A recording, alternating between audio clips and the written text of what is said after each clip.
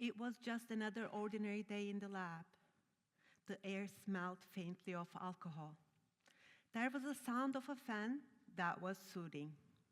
I had a petri dish in my hands with tiny cells that I nurtured for weeks. Then my phone buzzed. It was Demir's school. I answered it, lab coat and all. "Ma'am," a male voice says, "I'm a police officer. Your son is in crisis. When can you get here?" And then I hear it, my son screaming in the background. I sob in the hallway of a cancer lab, surrounded by protocols and petri dishes. At that moment, every piece of data, every controlled experiment, every scientific truth, none of it can reach him. I can do all the complicated experiments in the world, but cannot understand my child's pain. This was my child's first year in public school. He'd been at a private school and at home because of the pandemic. But now he was having a lot of issues, running away from the class and having long outbursts. That day, he wouldn't calm down, so they had to call the police. Up until now, that moment, I had been a very logical person. Trained as a scientist, I never really learned about feelings. After that call, I felt really empty. I once took him to the ER. The doctor over there was so impressed by my calm demeanor and knowledge about his medication. But inside, I was just numb, going through the motion. I was forced to sacrifice those very emotions to achieve success as a scientist. But the day my 8-year-old son experienced a mental health crisis, I didn't know what to do. And I realized one thing that I was missing: empathy.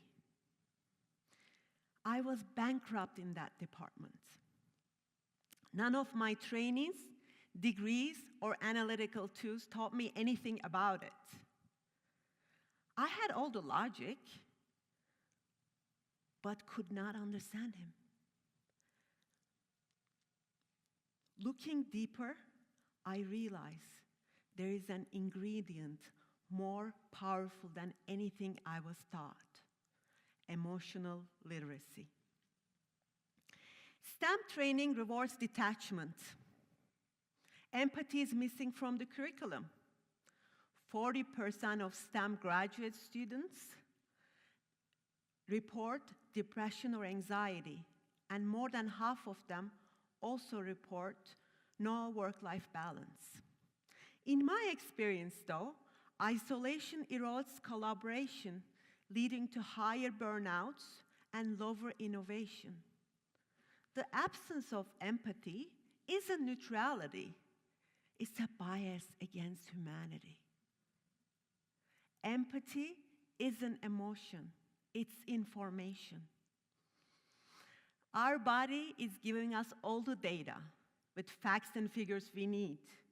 In our brain, there are mirror neurons. They activate when we see others expressing emotion.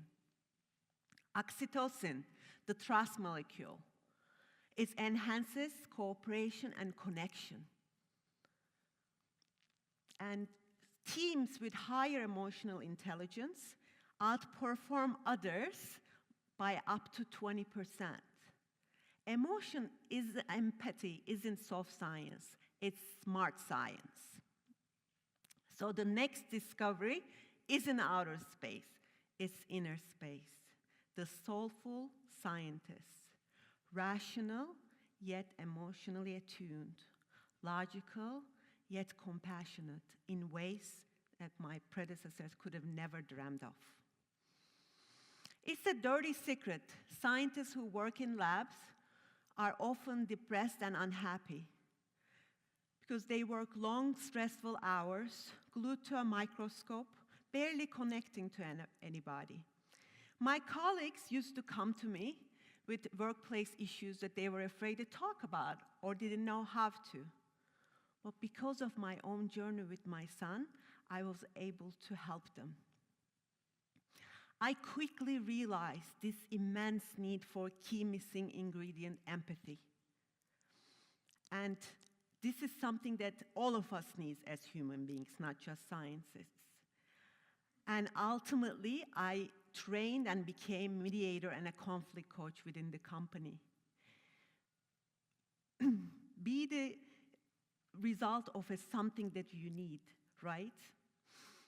So I began providing communication tools, team workshops, and also acted as a neutral party in interpersonal conflict. Results? A drop in conflict and a visible rise in creativity and morale. Lesson: empathy restored human circuitry of the lab. We are in a digital era where youth screen has increased a lot in recent years. Increased screen time means less face time among the youth, and that means less emotional literacy than when we were kids. Empathy dropped 40% in college students since 2000. Future scientists and engineers receive zero emotional training. So how do we fix this problem? 1, reimagine STEM education. Integrate emotional literacy and ethics into the core curriculum.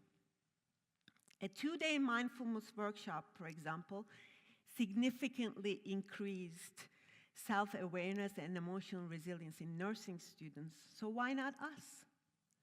2, redesign lab culture. Make empathy a measurable skill for team success.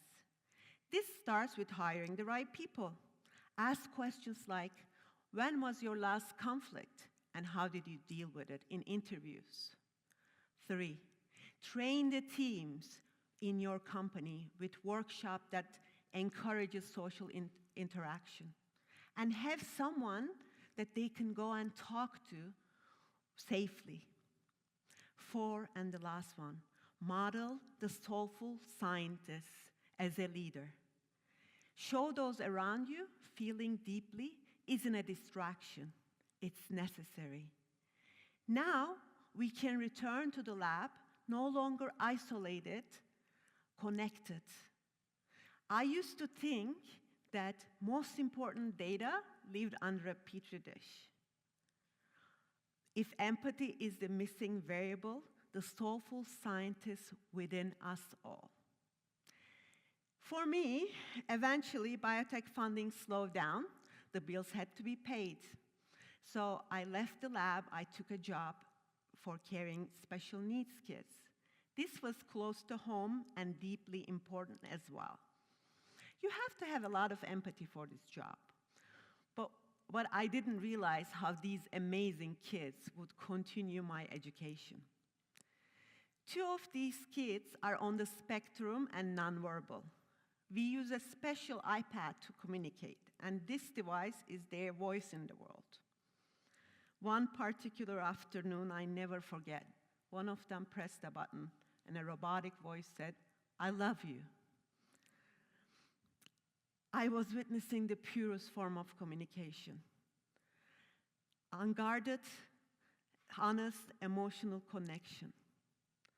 Empathy isn't taught, it's caught from our kids, our patients, our partners, our failures.